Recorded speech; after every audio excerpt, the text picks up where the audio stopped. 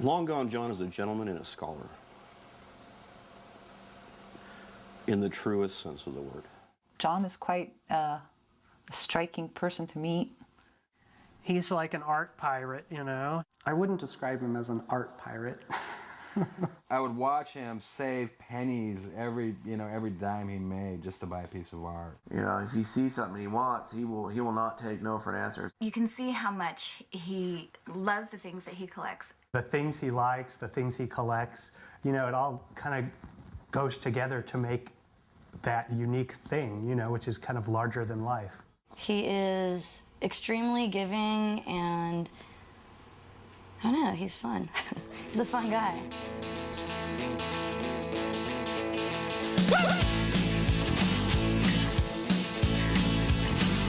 Oh, yeah.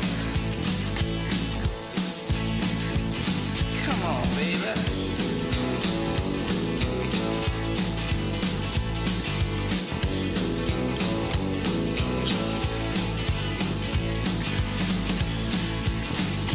Tell baby Robbie, call Murray the man. We're gonna grab that can and bring it on. Yeah.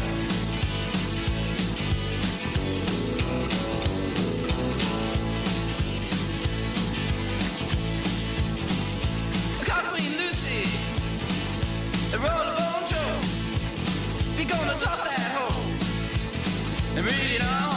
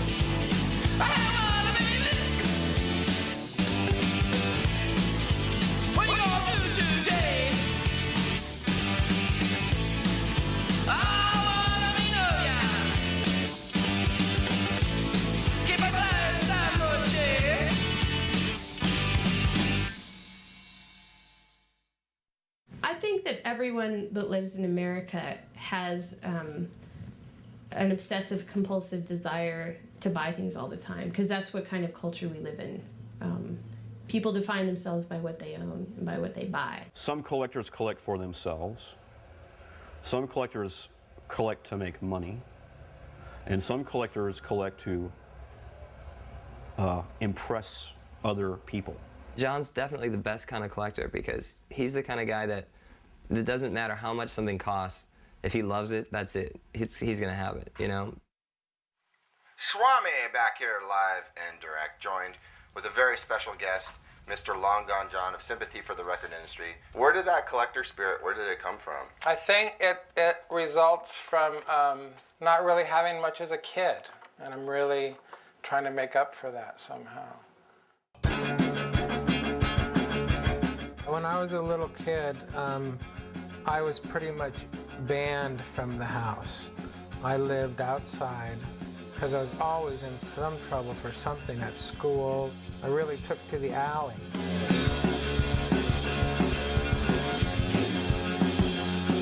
And digging in people's trash and finding things. And that was really the beginning of this, probably this obsession of collecting stuff. I sort of liked that little life of you know, discovering things in people's garbage, you know, and dragging them home. That was the beginning. And at some point it graduated to going to thrift stores and to swap meets. And, you know, eventually one day I was frequenting galleries, and I always wanted to show something for my money because of that ethic I have, what I have today. Too much stuff. And I go out every weekend looking for more because that's what I do. You know, I like things. One more little thing, you know. One more big thing. One more anything.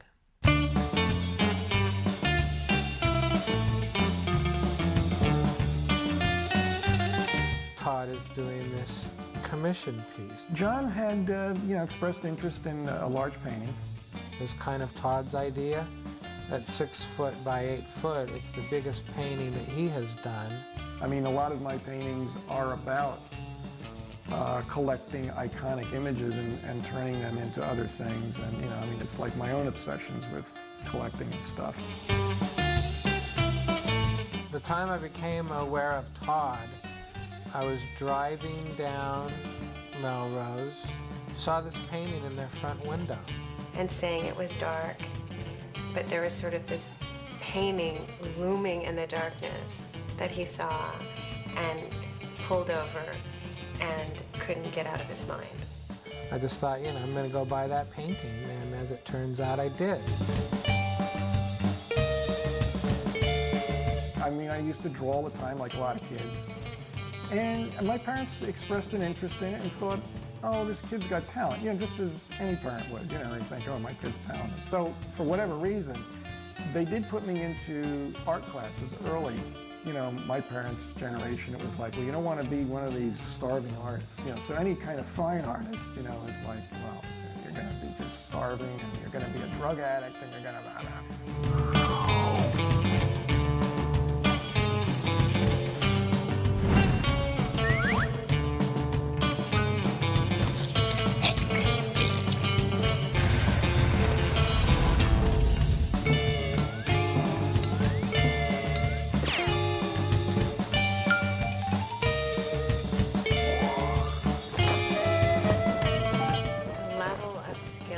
Just pure skill involved in one of Todd's paintings is unbelievable. His craft is so very high. So it's basically, I come up with the concept, and in John's case, because he was, you know, has this pirate image, I thought, well, pirates kind of treasure, you know, and John's sense is all of his, you know, knickknacks and collectibles and stuff. I thought it might be fun to actually include him in the painting.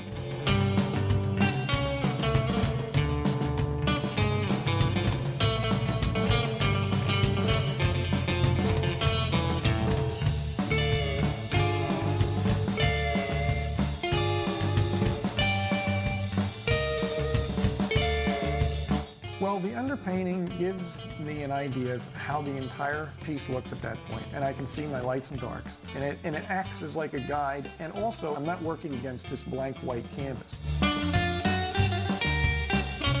It'd be kind of an interesting scenario to have, you know, pirate galleon in a harbor, and then have the thing being unloaded, and a progression kind of leads throughout the painting, and then eventually winds up in a secret, you know, treasure cave or whatever. There's a lot of bits and pieces in here that are, you know, parts of things that I collect or things that I treasure.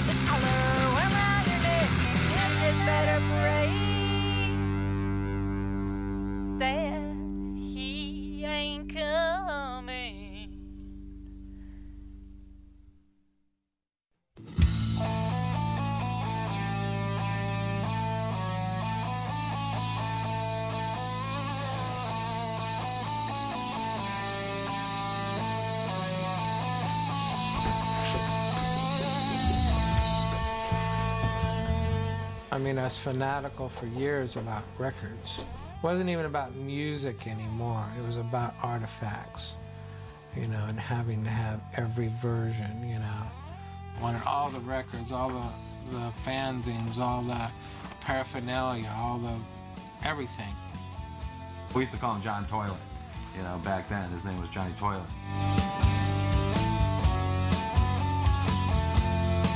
He used to be named Johnny Toilet, so I'd always heard he was Johnny Toilet.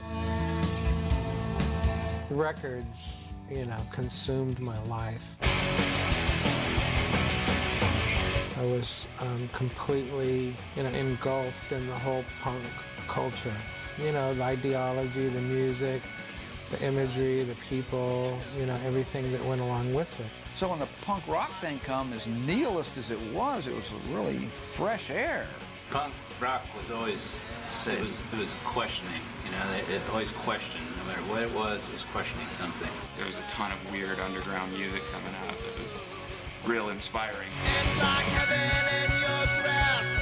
Punk was just a way that I could be as emotional as I wanted to be, you know? I mean, standing in the middle of a room full of people screaming your head off about how angry you were and like smashing into people and just running around in circles.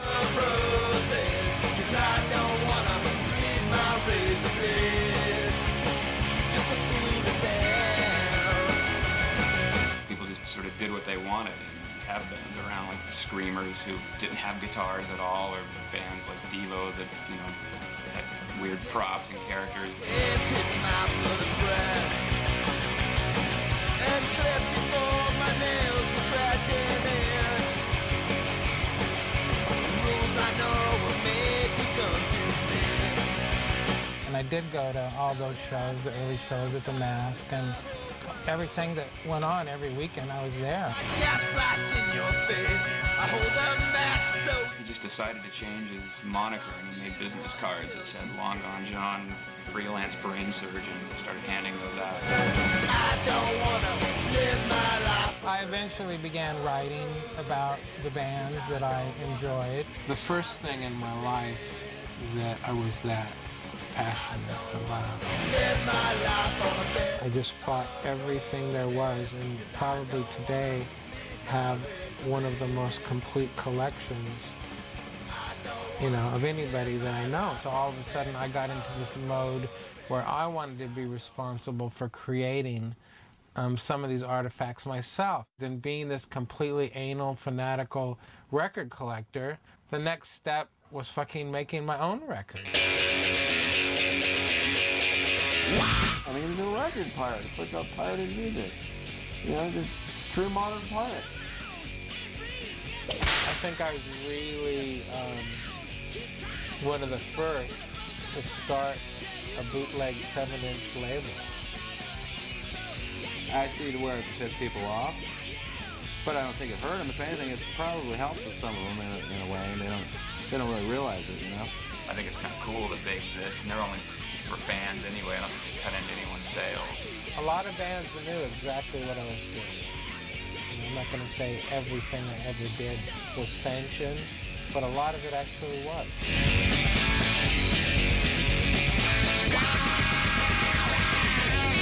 So Johnny took the rap on some stuff that he didn't even really do because he was a little known for doing some stuff, so a lot of the heat would get piled on him, even though he wasn't always responsible, you know? He will do it. If there's money to be made, something to put out, whatever, he will do it first and then figure it out later.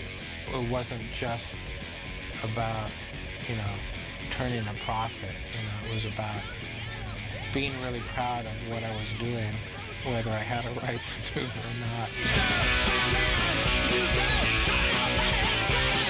I worked for 10 years as a teamster, working in a warehouse, hating every single day, and I'd probably still be there, but I eventually got fired for getting in a fight.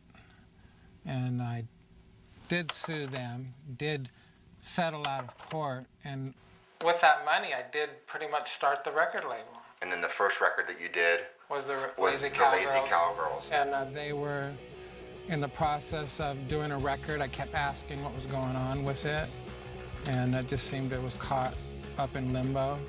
And eventually I agreed to step in and put it out myself, and that was the beginning of the label, 1988. I just came up with the name Sympathy for the record industry, and that was it, you know. I was on my way. Rock, pop, we got hardcore, we got way more, we got. I did a lot of records really, really fast. Sometimes I'd have, 4 or 5 releases every single month.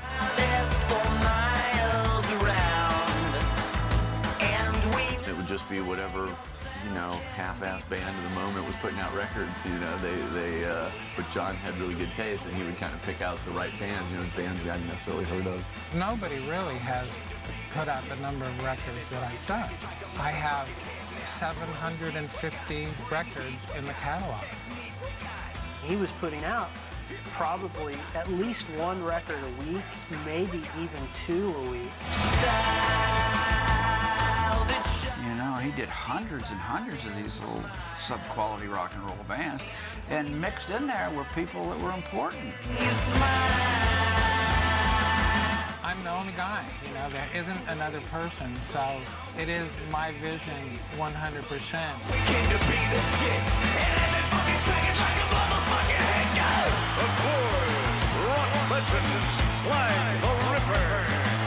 He who cannot be named.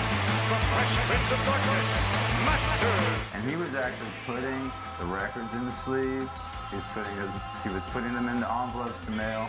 He was fucking doing it all.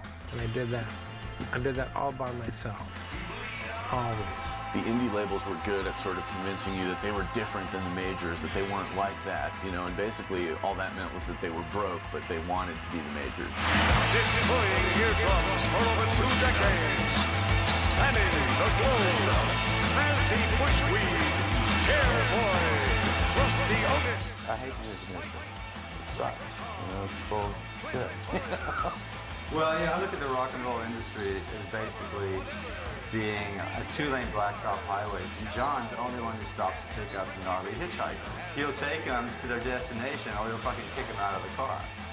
John's setup was always kind of different. He was an actual kind of working class guy who started a little indie label and didn't insist on owning your masters, didn't even think about it, and just sort of, was like, look, I'll put out this record. You make the music, I'll put out the record, I'll make it look cool, and then we'll see what happens with it. Why do you call yourself the anti-mogul? I thought it was fitting somehow. I kind of do everything wrong somehow. I didn't want to be part of what everybody else was doing. I didn't want to just always be completely unique or anything either, but I just didn't want to be the same. I'd never signed bands. I don't have contracts. I've never asked a band for any publishing.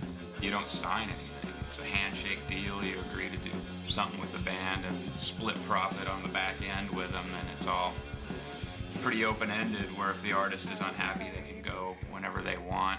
I'll be fine as long as I shut this mouth of mine. Let's talk about the White Stripes, because that's a band that everybody knows, and you put out their first 3 records. How did that happen? There's not a major label A&R guy in the world who would have signed the White Stripes, period. I don't think they would have put the White Stripes out if he hadn't first. They would have said to 2 people in the band, and she can't drum, and They made 3 records with him, so that really gave them a chance to build up a career, to get out on the road, to play, to have something to support, to have some good records, and a record deal kind of flowed from that. Good fortune smiled on them. I'm not saying they're not talented. They're talented, but they're not more talented than anybody else. There's no real logic why one band makes it and the other one doesn't. Again, I knew I lost you then. I knew I lost you then. And heaven knows when I'll get my voice. The White Stripes, they probably didn't think they could make enough money to live on being on Sympathy, so they had to go to the next level or something. That, they've gotten so popular, they're selling tons of records. It gets to a point where something like that happens, one guy in his house can't handle it all.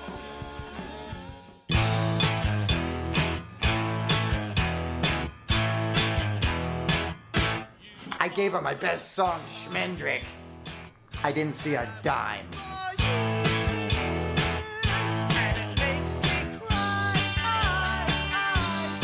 He was sort of one of the first to get girl bands in there too. He had like Hole, Courtney Love, and the Muffs. He likes girl groups. He likes girl singers and girl-centric bands, I think. The new band that I'm in now, and he gave us some money to do a CD. And actually, don't use that, because I don't know if he gives other bands money, so.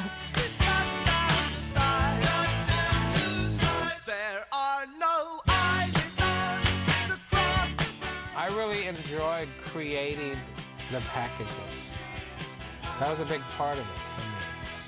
He likes nice packaging, so that's when he got really involved, and he came up with this. What a perv. Well, that's my ass. I showed him these pink ruffled panties, and he just really liked it.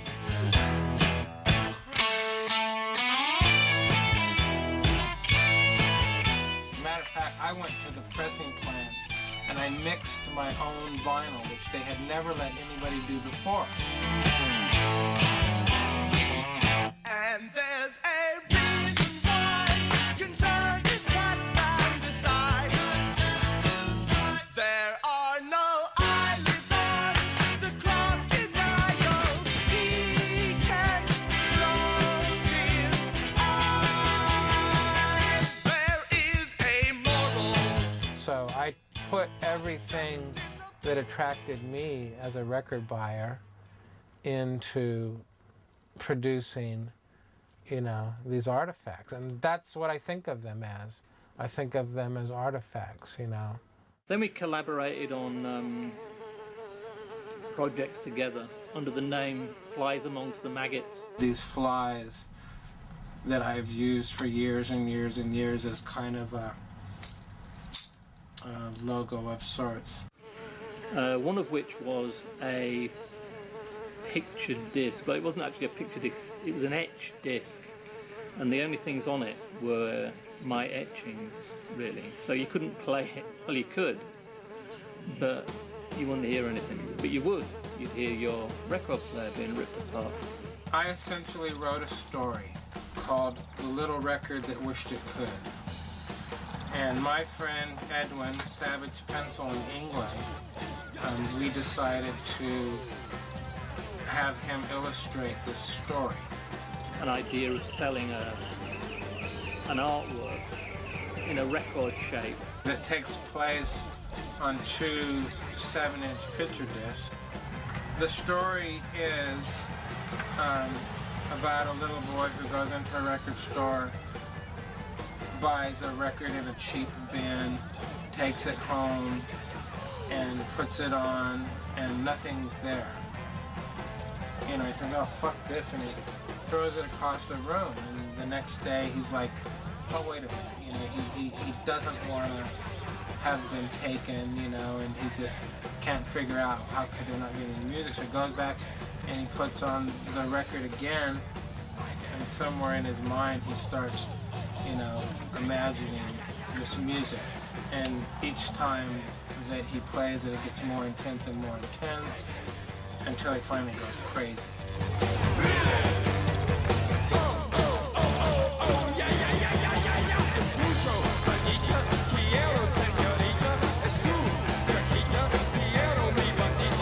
These picture discs, they have no music on them because I didn't want music on them. It was a book. To me, it was a book that took place on 2 7-inch records. So it has no music on them. But just to be funny, I mastered these records. I created different lengths of nothingness on these records. No music on it. Kind of a joke on making records. You know, just making a record with nothing on it. It's a pretty great idea on it. There was nothing there. Turn it up. Nothing but surface noise. So that's it. That's four sides of nothingness. Well, you know, you have to understand, right around 1990, you know, doing something for Sympathy was like the shit. Back when I was a commercial artist, that was something to aspire to, you know. I always thought it'd be cool if I could do a Sympathy record cover. When I started doing the covers for him, that was probably the first thing that most people saw of my work. That's responsible for, I think, a lot of my subsequent success is the exposure of that artwork. You do an album cover and, you know, it'll be all over the planet.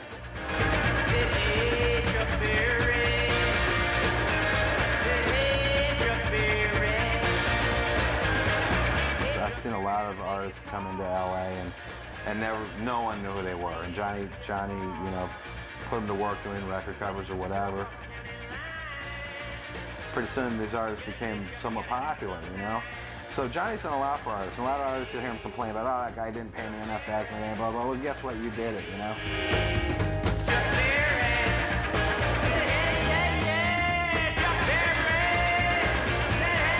You know, I did all of that stuff for slave wages, and John kept all the original art, of course, so.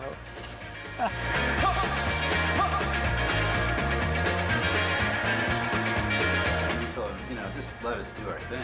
And he didn't meddle, he didn't say anything, he just said, make me a cool album cover. And that's the best kind of situation for us. Just what John has done with his business is such an amazing thing that, you know, single-handedly he's created this business, and I think that is a very American kind of a thing. I mean, that's sort of what you're supposed to be able to do. That may be at the point in time where I became interested in art, you know, and realizing that I actually could buy a painting.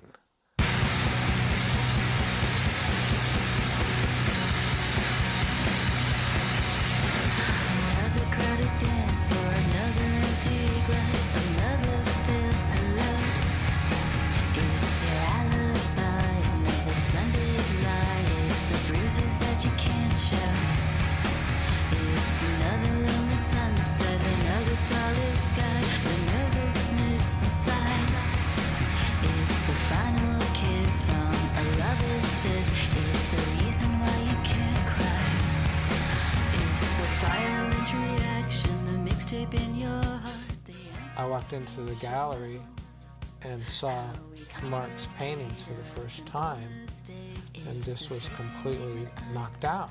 Mark's work definitely stood out in that particular exhibition. I ended up buying one. It was the first painting that he sold in the first show that he ever had. You know, when we were children, that's when our visual vocabulary came together. That's when we formed all our archetypes in our head of what the world is about. And those children's books that we looked at as kids really formed our vision of the world. And so I think that's why I kind of come back to that. I asked Mary Karnowski if she would please give me Mark's number. I think John mentioned wanting to talk to him either about a project, a commission painting. She gave me his number, and I contacted Mark. We became friends, you know, we became friends very quickly. And from it came some really great collaborative projects, some really great paintings.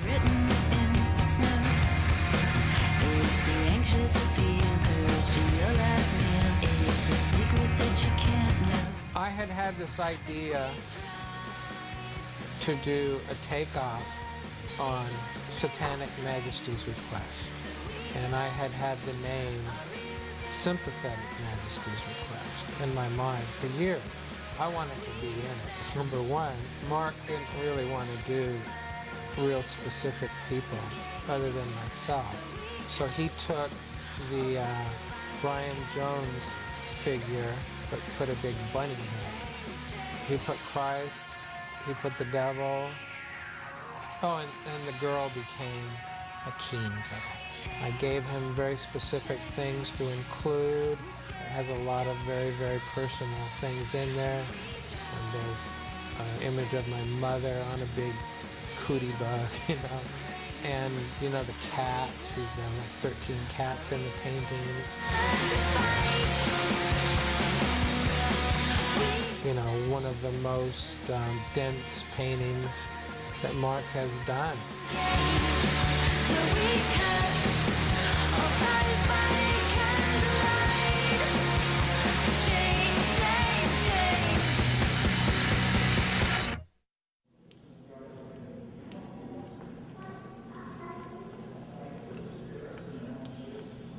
It's just a classic painting motif to have this, reclining nude.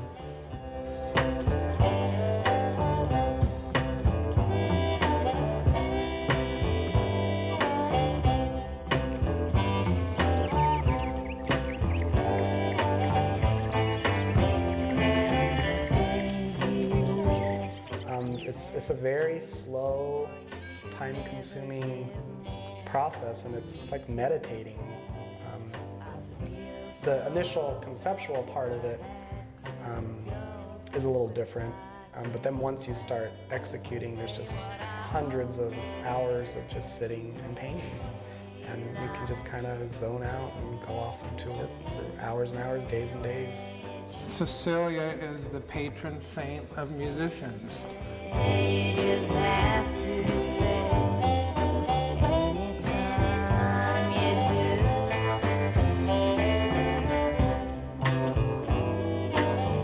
I saw this when it was maybe, a quarter of the way completed. And I just said, I want it, I want it. This painting I had in the works for a while. A lot of people think that's Christina Ricci because I have used her in several paintings, and it's not. It just kind of looks like her. The Snow White painting that John bought has a bunny, and that was a major element in the painting. It took me a really long time to figure out what that was, and I went through a lot of different variations. It's a big part of my creative process is finding really inspirational objects. I had several different versions of this with different characters over there in the drawing stages, and then even once I started painting it, I had painted in, totally finished off a few different characters, but nothing seemed quite right. And there was one day at the swap meet right here in Pasadena, I was just walking along and I saw that bunny just there on the ground with a bunch of stuff, and it was like a ray of light shone down, and I just knew that's what had to be there. Any way you like it, any way you choose. My favorite thing in the world is this painting that I own. You just have to say.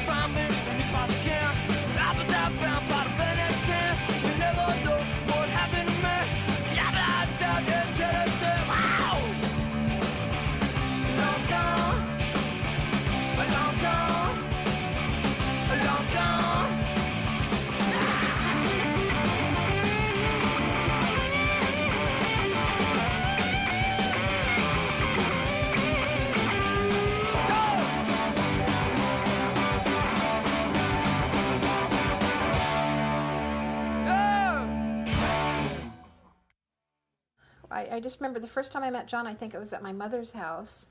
I was about 18 years old. John was probably about 16. And he was a friend of my brother's. I think they had just escaped from a boys' home together. I'd open the door and there were like 50 umbrellas hanging from the ceiling, extended. That was John's beginning. Yes, that was his beginning. And so my friends would say, well, what do you have these umbrellas? And I was like, yeah, my dad's a little crazy, and we'd go in and watch Popeye, and then I would try to get them out before they noticed the baby coffin with the clown in it, but,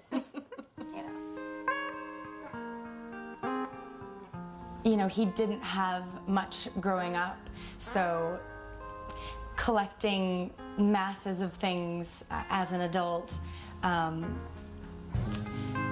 it was really important to him.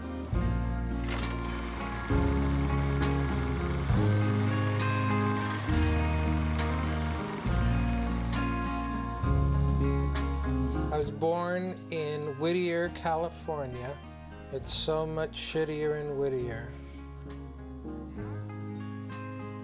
So that's it. This is the house I lived at until I went off to boarding school. And who knows how long I have been waiting for love. The ivy climbs up round my heart to the Very, very Catholic family. Went on to have 4 brothers and 4 sisters. I was always the black sheep, always the bad apple. Thus went my life. I never had anything in common with anybody. You know, then I didn't, and today I don't.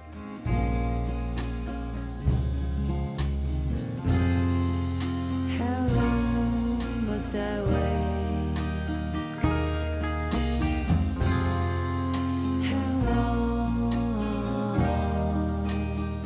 My relationship with my mother was brutal. We just were mortal enemies. The story is that my mother had a nervous breakdown when I was born. For whatever reason, never forgave me, you know, or blamed me for that. So we had a very uneasy relationship that continued to get worse and worse as I got older. I think my father tried to compensate somewhat, but we never had a good relationship either. It was better, but not ideal. It was like each day my father would come home from work and we'd all sit at the table, and my place was to sit right next to him. So as my mother unveiled all my dastardly deeds for the day, he wouldn't have to get up to hit me. I'd be right there within swinging range, so he could smack me without actually having to get up while he was eating. I went to Catholic school. To this day, I really believe that had I not went to Catholic school, I probably would not know how to read or write. I was not happy at home. They were not happy having me there. And I eventually, you know, at 7th grade, halfway through 7th grade, I was taken out of school and sent to boarding school. I had a much better life away from home, you know, a little more freedom, so it actually worked out pretty good for me. So here is my glorious 1965 St. John Bosco Brave yearbook. And there's a little story behind this because I didn't actually have a yearbook. Understanding how important these things were, I stole one. And I was smart enough to steal one from someone named John. And so all these inscriptions in here are to someone named John, who I have no idea who that was anymore. After 8th grade, they told my parents that I was not welcome to return. So at that point, I went back home and started a succession of about 5 high schools. Never graduated from high school. I went to Cantwell in Montebello, which is an all-boy Catholic school. I think I lasted there a month or so. Then I went to Pioneer High School in Whittier. Lasted there a month or so. Went to Whittier High School. Well, basically I didn't go to school. And if I was at school, I was ultimately getting into some kind of trouble. I was good at robbing houses. I kind of found that very adventurous, and I enjoyed it. And it wasn't really that I usually stole things, but I did. But I'd like look in the refrigerators, you know, and see if there was anything in there that I wanted. And one time I usually would do this by myself, but one time I had done it with another kid, and we did steal some stuff. And they called the police. They called the police, you know, came and picked me up and took me to jail. They were gonna, you know, send me home. And I said I didn't want to go home. I said, send me to juvenile hall. I was a ward of the court until I was 18 years old.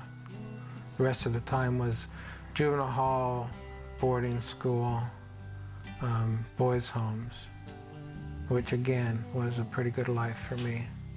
The first boys' home I was ever in was on Venice Beach. I look back on that as one of my favorite times in my life. You know, I was on the beach, I had a very relaxed situation in the home.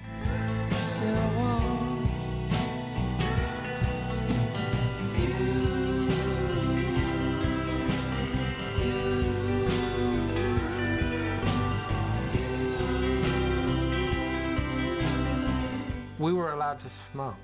They thought there was something therapeutic about it for kids. Every kid in the house smoked. The therapist every week would come in, he'd like walk to the middle of the floor and dump out these big brown bags filled with cartons of cigarettes and candy. And everybody'd make like a big jump for it and grab their fucking cartons of cigarettes for the week. At the time, each of the kids was being given $25 for their birthday. I bought my first 5 albums I ever owned. They were much more important artifacts than just records. You know, they're very important things to me.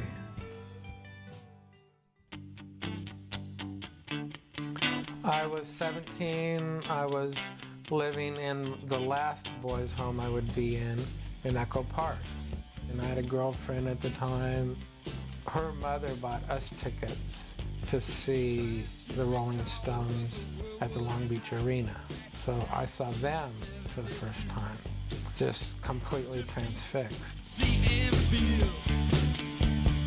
At 17, I got a place to live. I'd never pay my rent. I'd take my money and go down and buy, you know, cool shoes. And I had this extreme shoe fetish at the time. I spent all my money on shoes. Coming up out of the subway, I feel electric today. You write about crime, you're so sublime, but this is all I can say. My big thing that I did was I had a route. Every single night I'd go out and rob all the Goodwill booths.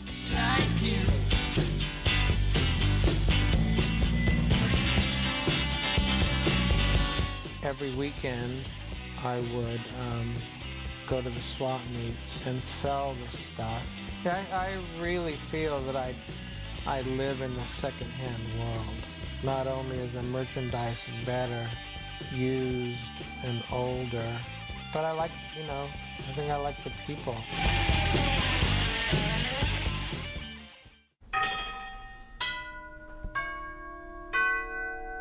Mr. Schneider, come on in.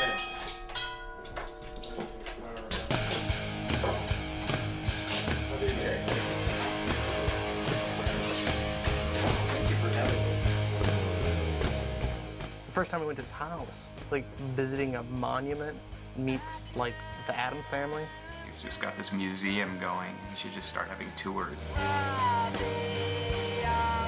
What's your favorite image? And there's one with Margaret Keane, which is somebody I really, really love. It's from the first her museum show, which I published the book for the show. If I had to say about a favorite image up there, it's that painting by Marion Peck, because it's just the best thing. I collect people's prescription bottles, artists and some famous people. Prozac. Can I read this out loud? Debbie Harry Prozac. Oops, I even see a Mark Ryden in there. Those syringes are obviously for animals, but they look so brilliant. They're giant ceramic eggs from the late 50s. The first one I ever saw, I bought from you. Oh, yeah.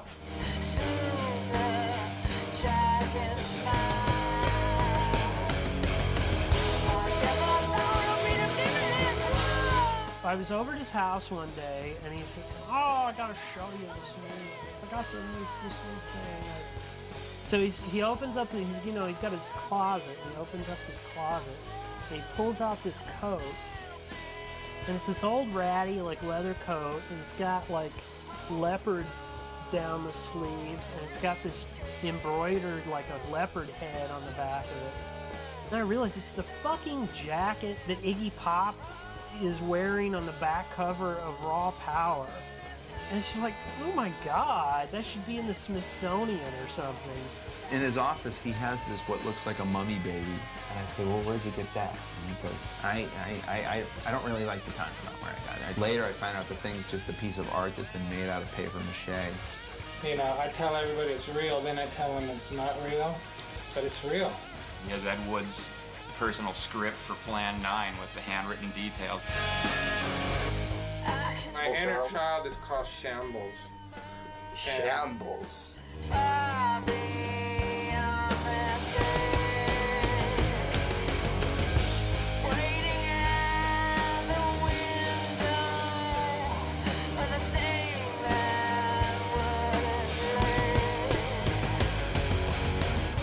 Up here is a painting of Sana Hans.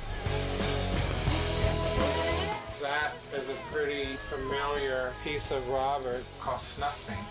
This was one of the jackets that they wore when they lived out in Death Valley.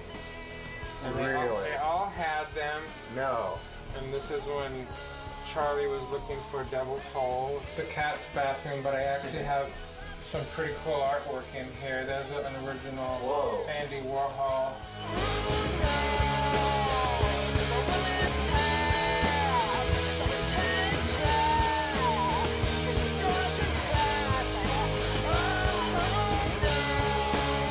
Sid Vicious's record for Nevermind the Bullet.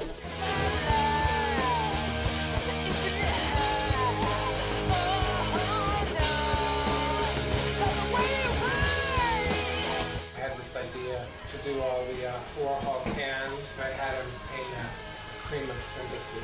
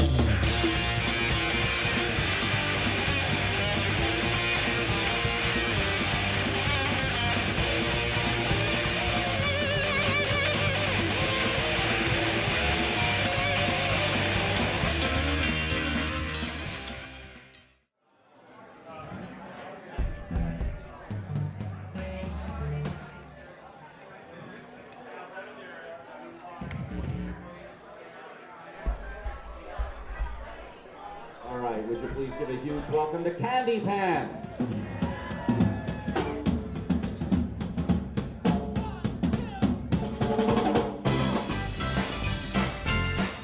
You started a toy company, Necessaries? That's called Necessaries Toy Foundation. Necessary. But you were close. He's a fan of the medium. And so if you can, what better than to make the toys that you actually want to own? The natural progression was from being this fanatical, over-the-top collector to being essentially, I guess, a designer, a producer.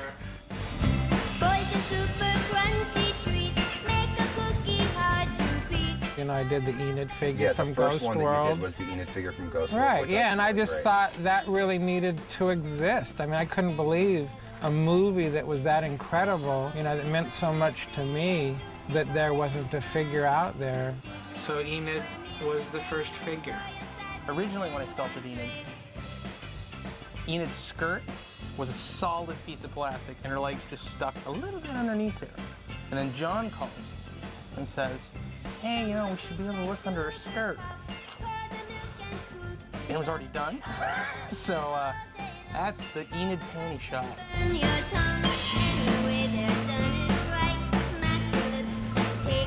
Artist toys seem to be just exploding and getting bigger and bigger. I don't know, just maybe it has something to do with childhood. It can be whatever you want it to be. If you want it to be a toy, it's a toy. If you want to put it in a nice glass case and spotlight it, it's art. I think toys are kind of an introduction to the work of certain artists. And so it's kind of like, you know, a gateway drug. You know, it's like, it's the marijuana of the art world, you know?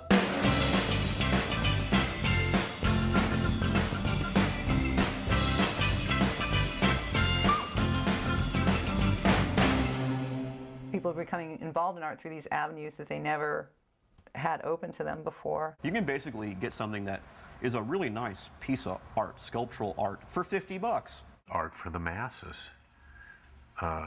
Things that are affordable, that people can collect and start getting into art at a lower echelon.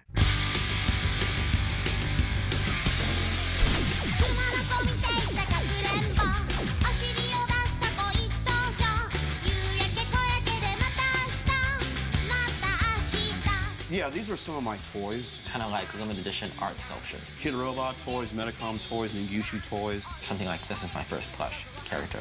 Bounty Hunter, Bunny Hunter, the rare Fiery Jack. I think like you got right here, there's the prototype. Most of the Fowler stuff. The items that when I create them, they sell out. Some rare Japanese boutique stuff. Originally, it went for $50. More Metacom stuff. Now on eBay, you can find them. They've gone as high as $700. So these are all the little bunnies to date. You know, initial idea for a mecha version of the Dunny. It looks cool, let's do it. Then I come over here.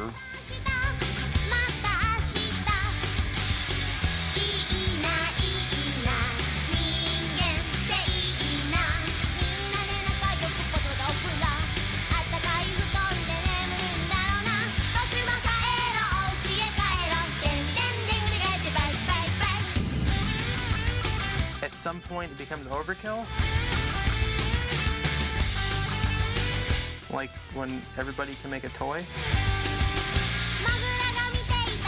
The second one I did was Antoinette, which is the Sympathy girl, a modern version of, you know, Teen. Seeing something turn into a three-dimensional thing from a painting is just so gratifying. Then after that, a Todd Schorr piece is like this character that's appeared in lots of his paintings, this two-headed bunny duck creature. People need to be able to have, you know, art in their lives, whether it's in the form of a toy, whether it's in the form of a $50,000 painting. Who doesn't like a toy? Everybody had a toy.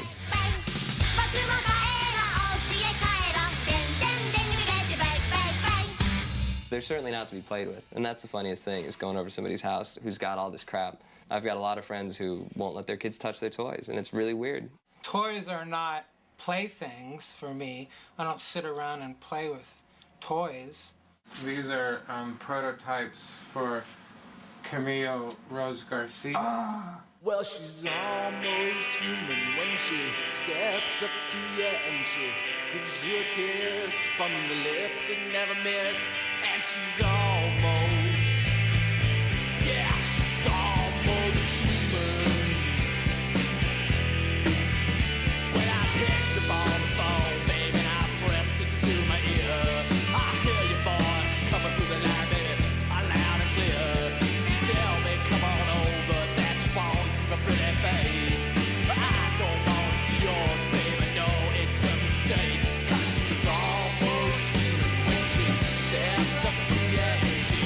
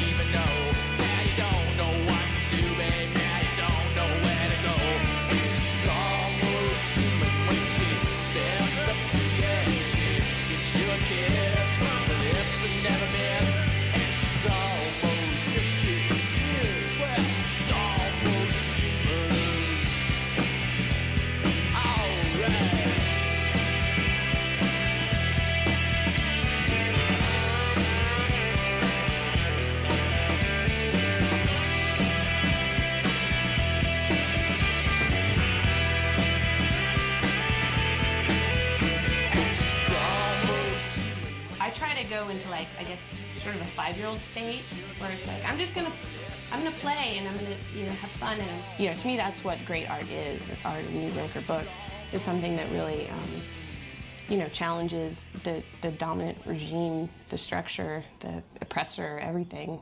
It's not really for me to say, but I think, she's, a little bit politically motivated. She's got some real sensibilities and concerns about the planet. Leave me on the moon. I must be coming back too soon. Pieces of pieces lay in a pile. Somebody's walking on my hands. A lot of her little mutant creatures are like mutants because people are putting, bad chemicals in the water, and fucking up the landscape. Everything's good as long as it stays still. Coins jingle in my brain. And you've been watching me through your jewelry, sending rings around my head. Now that all the paintings are kind of like some kind of parallel universe, or actually probably very close to reality, It's just everyone's antidepressants. Meet me on the moon, and you can stay there too. I think it's so nice to have a female artist be able to influence many different realms.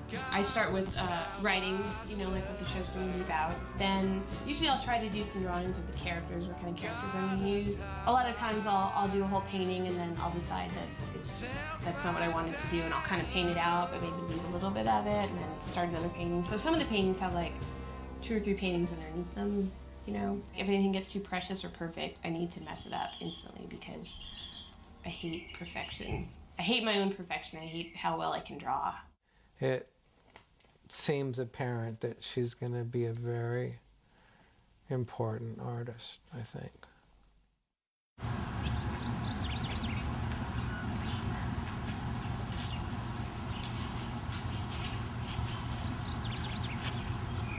I just started eating yesterday. Come here. Oh, yeah. Eat. Come here, little fat kitty.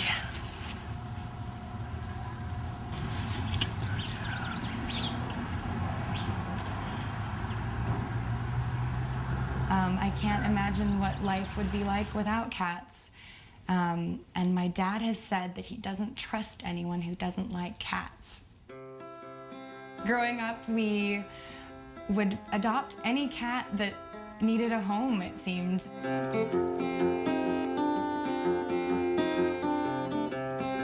I had a feeling we were a little different than everyone else. I remember a family dinner out, and we ordered our food, and then no one came to check on us, or our food never arrived. And I asked my parents if we were like the Munsters. I follow her, I will. They wouldn't wait on us, and Tacky started crying, and she goes, "We're the Munster family, aren't we?" Yeah, I'll dress in black. Well, my dad didn't look like other dads exactly, and people would stare, mostly at him. John was a good dad, and he was always there, and he just always went out and worked and came home, and he paid the bills. And I remember walking into the room, and my dad was just like crying, literally just crying, because for one moment he just didn't know where he was going to go with his life, what was going to happen. And I'm sure his concern was just his family. And I remember just like, you know, to see anyone's dad cry like that, it's just like, Well, I hate to hear that lonesome church bell ring. My mother worked nights and weekends, so I ended up spending a lot of time with my dad, following him around. You know, my weekends were spent at the tattoo shop all day long, or the record stores, you know, wake up early, go to the swap meet. Collecting comforts him, and I think that's his greatest joy, is being surrounded by all these things that he's found. And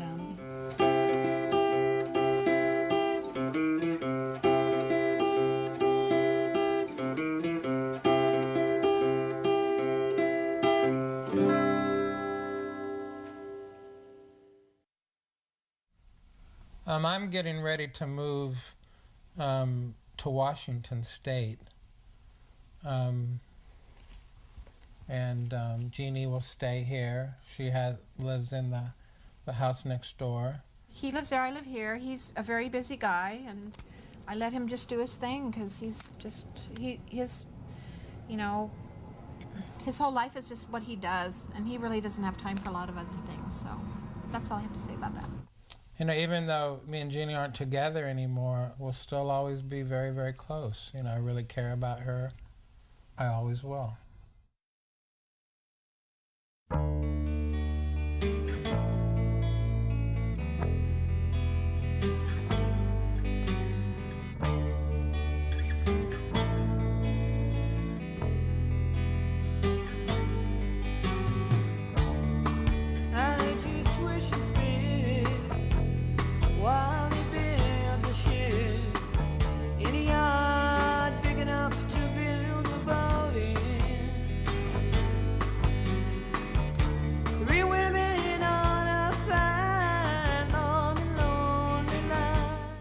John has a really good heart, and I think he means no harm to anybody in the whole world, but I think he was a little bit different, and nobody really ever understood that. Walking up Harris Street. Why does he do it? I don't know. He just has that insight. He knows what it takes, and he does it. He likes what he likes. He's not doing it to impress anyone. He never was like afraid of what other people thought. He just went for what he thought was cool. Go back home before you got to know.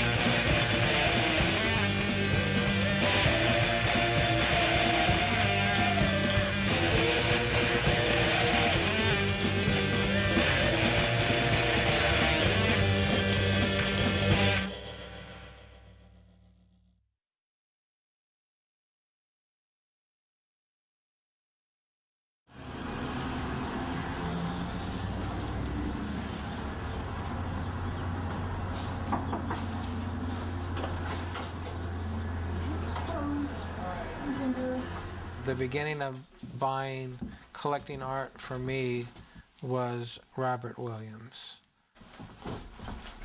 The painting is here in the cat's bathroom. So actually this may be a bit of a trick to get down. Fucking A, this thing weighs a ton. We might have enough room. You got it? Just enough room. Around the door.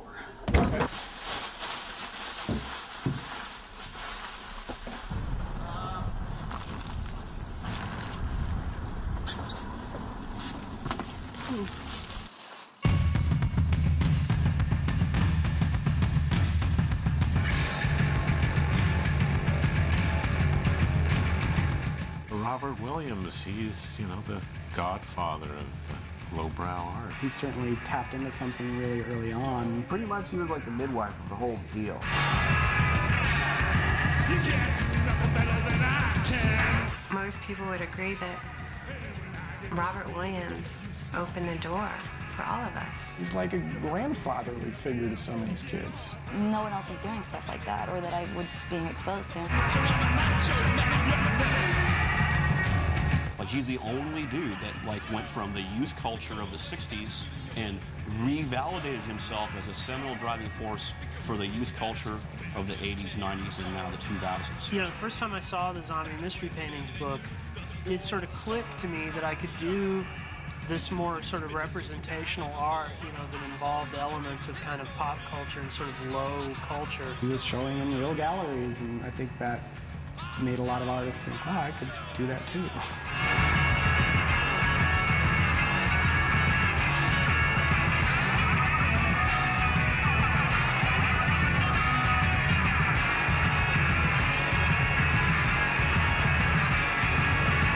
I see his most popular manifestation is the revival of the Hot Rod Flame. I think Williams is one of the first guys that like said, hey, the Empress is wearing no clothes. You know, this is just crap. You know, let's do something. His paintings were, you know, the equivalent of the music that I liked in the art world, you know. Very fringe, nothing sacred. I have always been in trouble with the law and the authorities. I've been kicked out of school. I've always been on the dark side of things.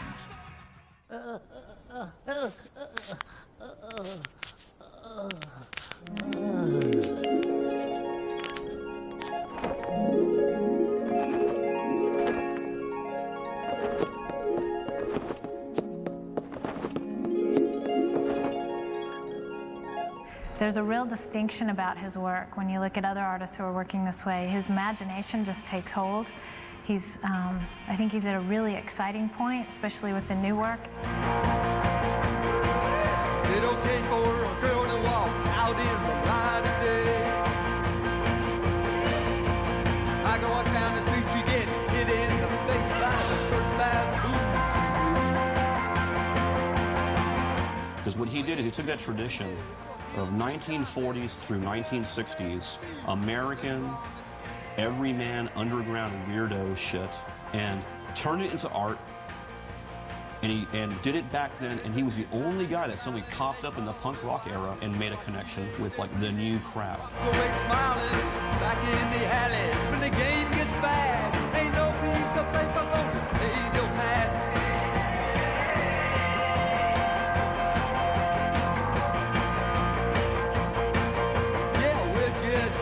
It's like he's been making art for almost 40 years now, and the technique level has just, I mean, he's a master. I had always been a real color experimenter, and I could draw, you know, and I've always been interested in aberration and perversion and whatnot, so the subject matter come to me to just do real daring subject matter, and since I had a comic book background, I could tell a story.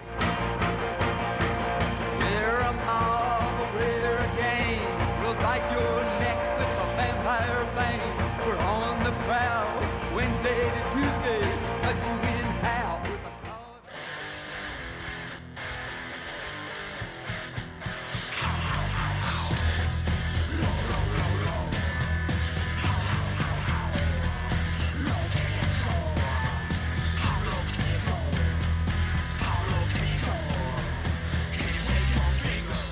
It's Robert's vision. He's the guy that put the thing together, and he still continues to be the driving force behind it. It was originally supposed to be an outlaw underground publication. It was supposed to be hard-hitting and sharp-toothed. We started out focusing on the low with sort of a fuck you to the high. The first issue when that came out, I was like, nobody's seen anything like it before.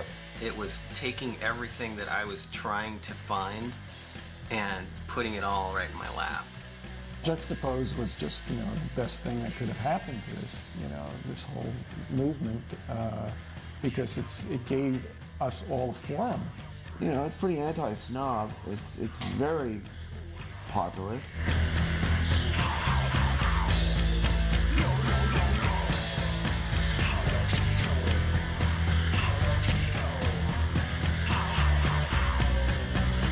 Robert Williams liked one of my paintings that was in that show called The Birth, and he put it on the cover of the second issue of Juxtapose, and that just sort of drove my career from commercial art towards the gallery world. It's really about promoting the artist, and it's about putting people in touch with the artist, because it's features, it's not reviews. You're not reading what the writer thinks of the work, they're actually trying to convey the ideas that the artist is working with. We're definitely trying to promote a real sense of community and a real sense of acceptance among the artists. To us, nothing is less invigorating than art criticism, you know? And the thing about art critics is that they're usually just frustrated artists who can't do it, you know? And they just, it's like music critics, you know? What's worse than a music critic? An art critic. The fact that people don't really get it is really appealing, and I love that about the art world, is that, like, kids who read Juxtapose just don't get that weird conceptual stuff. You know, you've got an enormous amount of critics that are failed artists, you know, and they're going to push their program, and they have their fish to fry. And personally, I've had some really brutal write-ups by art critics, you know, that people that virtually didn't know their ass from a hole in the ground, you know. Does that bother you? I don't think too many artists in Juxtapose have ever faced that.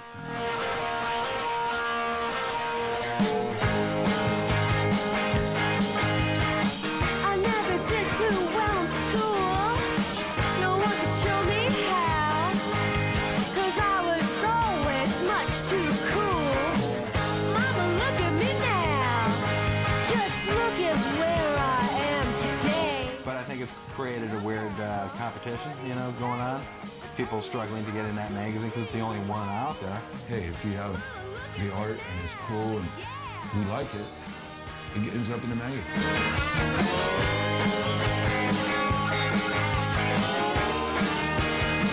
Get it on! John's always been a really hardcore supporter of the scene because he's one of the original guys. He's one of, you know, the most hardcore supporters that we've ever had. LBC ne'er-do-well, Long Gone John. Long Beach City, ne'er-do-well, Long Gone John, yeah. Ne'er-do-well, there you have it. Yeah, is this in every issue? Check alone in bags. I think you ought to know that I was just a dancer in a filthy bar. To the bullet burned my coolie with this big cigar. Gave him up a screen test. I can't actually imagine an issue of Juxtapose without Sympathy ad. Let's put it that way.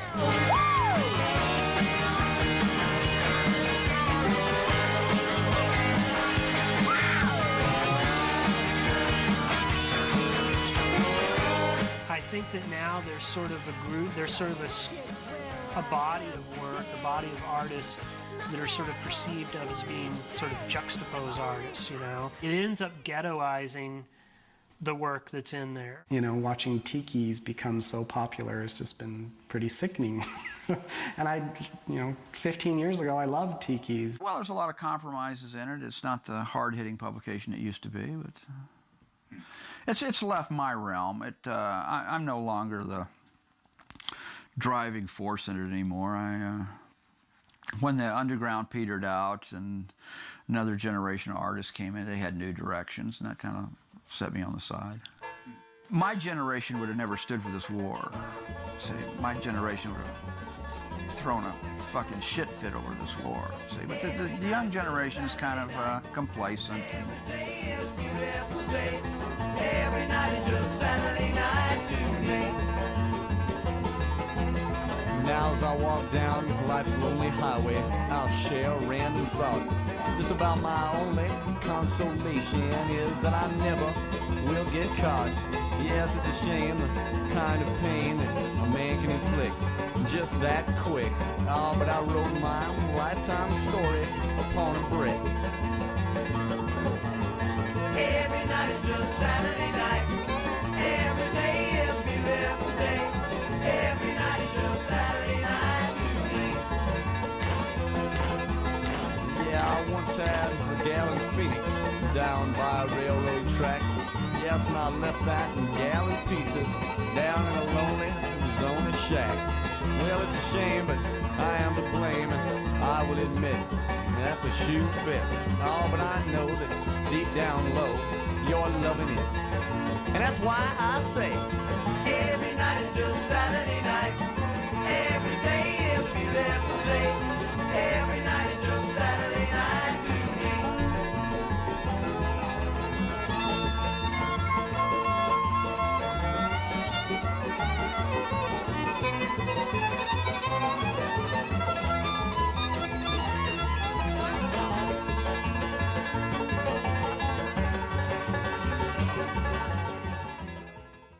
what is lowbrow art? Okay, lowbrow art is like, it's all power emblems, all of it.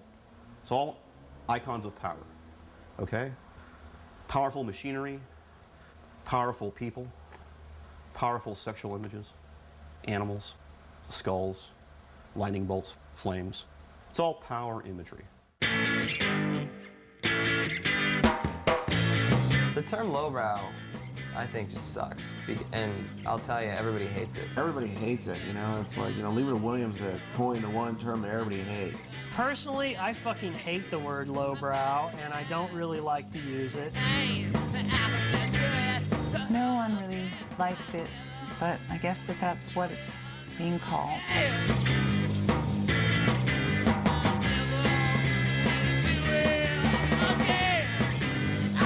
I don't really like the terminology of lowbrow. I mean, a lot of people like it.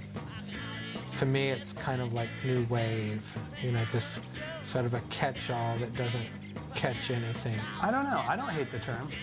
I think it's a great term. I think it's pretty descriptive.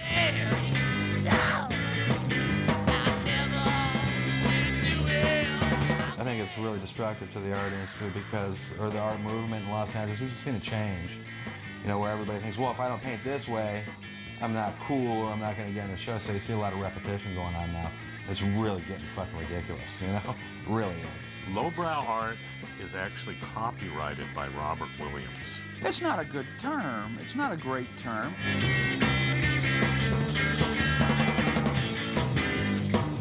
I think it has a lot to do with people making art that you do have an emotional response to, not just an intellectual response. That's why it's been so difficult to kind of label this movement.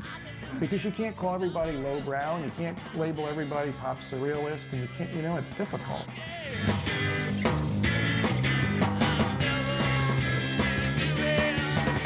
I call it pervasive art, and I think I'm the only one who's calling it pervasive art. I like monobrow better. Monobrow. I don't think it's up to us to define it either, really. I think it's one of those terms that people are placing on it. Like they have throughout history, they're trying to put people in a group. Nobody else has come up with a better name, so that's probably why it has stuck.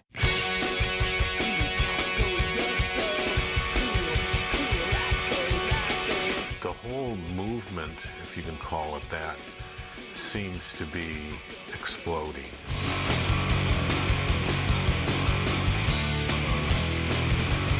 Right now in LA, there's a real renaissance going on. To me, it's an exciting time. It's feeding off of itself, and you know, all the artists are friends with each other, which is something I really haven't really seen that much of.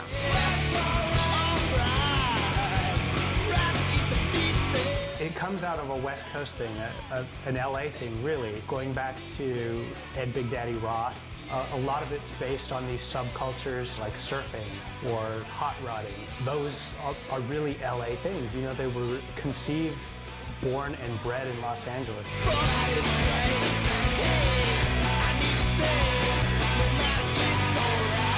And then, of course, you had skateboarding and graffiti. Day of the Dead in Mexico. Mad Magazine and Zap Comics. Rock and roll records, being movies, surf culture, tattoo, carnival. But it really is mimicking sort of the geographic landscape of Los Angeles itself. It's without a center, you know, it's really spread out. That soundstage blankness of LA allows for almost anything to happen here. It's a parallel art world. There's many parallel art worlds, and that's one of them. You have these two impulses. One is maybe to sugarcoat things out here. On the other hand, you have this thing where they're very keenly aware of just how fucked up this culture is, and so they're addressing that. I think the collectors here are buying because they truly love it, and they can't wait to rush the piece home and hang it up on their wall. You know, the West Coast is also influenced by Eastern culture. We've got Japan nearby. Some of these other artists who are doing a lot of the same stuff that the West Coast artists are doing, like Takeshi Murakami or Nara. The idea that an artist can also be an illustrator and can also make toys, it's kind of the way that we were doing it here as well. But, you know, Japanese people doesn't understand to the high and low. You know, in Japan they have these department stores and they've got museums, like, in the store, because Japan doesn't see any division between art and commerce at all. All culture has a same level.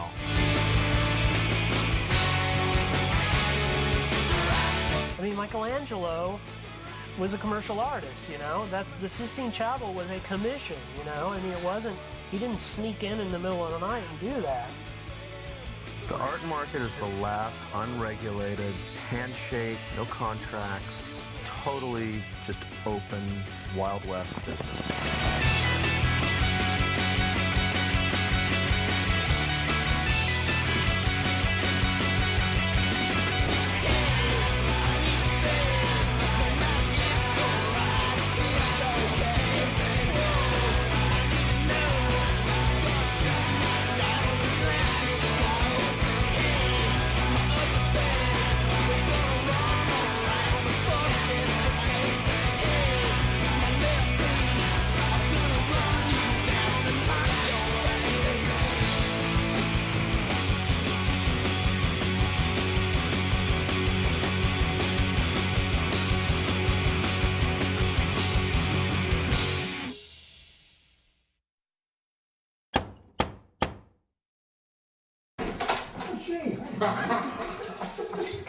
Hello. How you doing? Hi. So, yikes.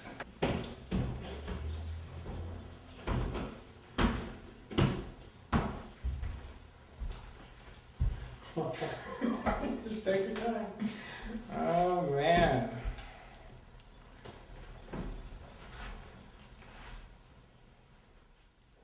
I used to see him at the flea markets in Southern California. You know, I always used to look to see what did he buy today? What is, you know, what's that guy buying?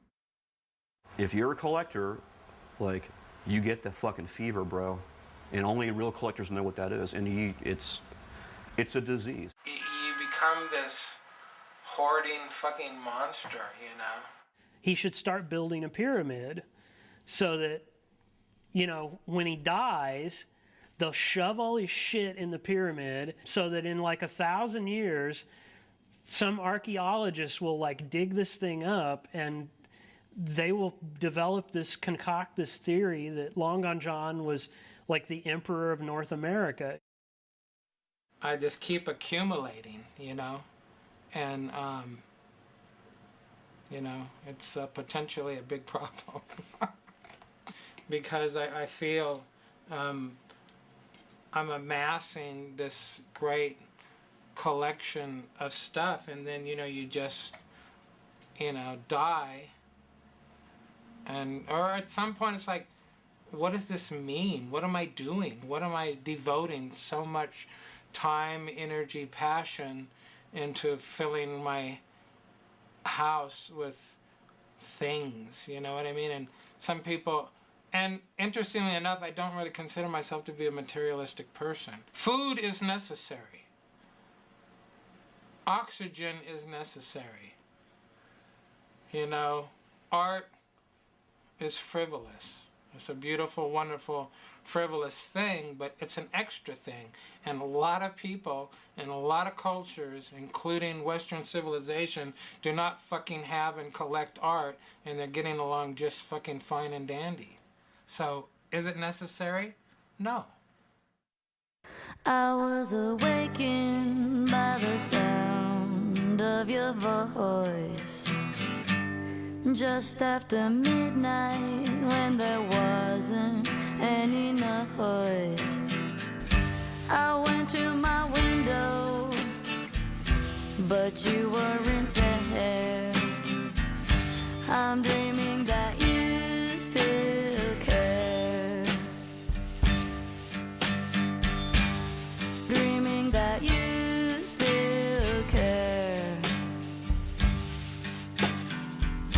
That you think about me sometimes out there. But by the light of day, those dreams all fade away. 'Cause you've gone away to stay.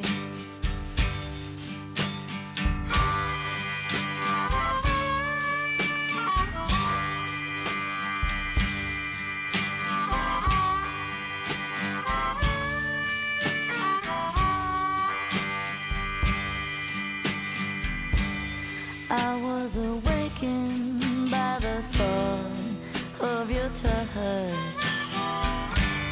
Just after midnight when I miss it so much. I whispered your name, but you weren't there. I'm dreaming that you still care. Dreaming that you still care. That you think about me sometimes out there. But by the light of day, those dreams all fade away. 'Cause you've gone away to stay.